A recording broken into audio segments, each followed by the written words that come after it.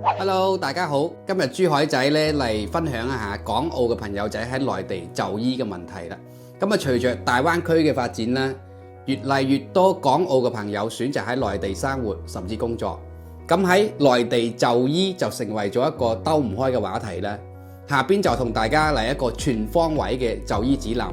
咁如果你覺得呢段片對你有幫助嘅話，記得訂閱甚至點讚一下。我哋會不定期咁更新一啲生活上嘅小貼士。第一，內地嘅醫院要點樣揀呢？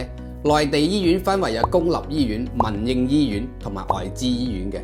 咁按照級別嘅話，醫院分為有3個級別咧，其中3甲級醫院亦都係最高級別嘅。比如香港大學深圳醫院就係廣東省最後生嘅3甲級醫院嚟嘅，亦都係國家重點推行香港醫療服務嘅試點醫院。第二，點樣掛號呢？喺內地睇病嘅話，掛號首先就係第一步嚟嘅。港澳嘅朋友仔可以用內地嘅居住證或者港澳居民來往內地嘅通行證，即係回鄉證啦，或者香港永久居民嘅身份證進行登記。咁啊，預約掛號咧就有4種方式嘅：電話預約、網上預約、微信公眾號預約同埋微信小程序預約。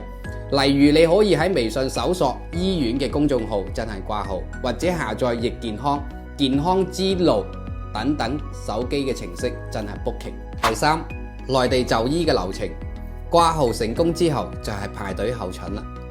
醫生問診、檢查檢驗、醫生嘅處方，最後繳費取藥。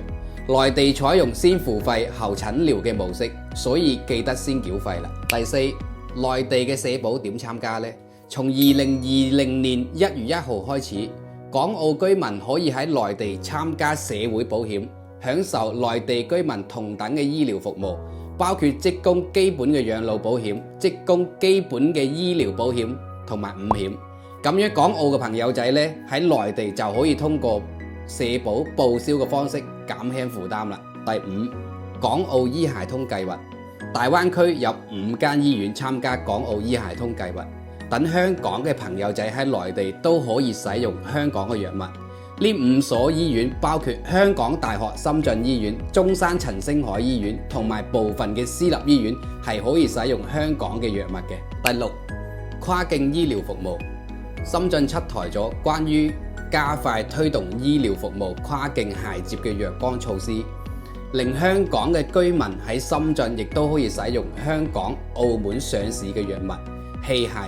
另外，持有香港醫療商業保險嘅大灣區居民喺羅湖公立醫院睇病嘅話，可以享受便捷嘅直賠直付服務。總之，港澳嘅朋友仔喺內地就醫，雖然流程同香港有所唔同啦，但係隨着政策嘅便利同豐富嘅醫療資源，睇病已經唔係難事㗎喇。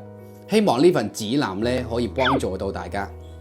今日呢段片就分享到呢度，如果仲想知道生活上嘅小貼士，歡迎下方留言，我哋下期再見。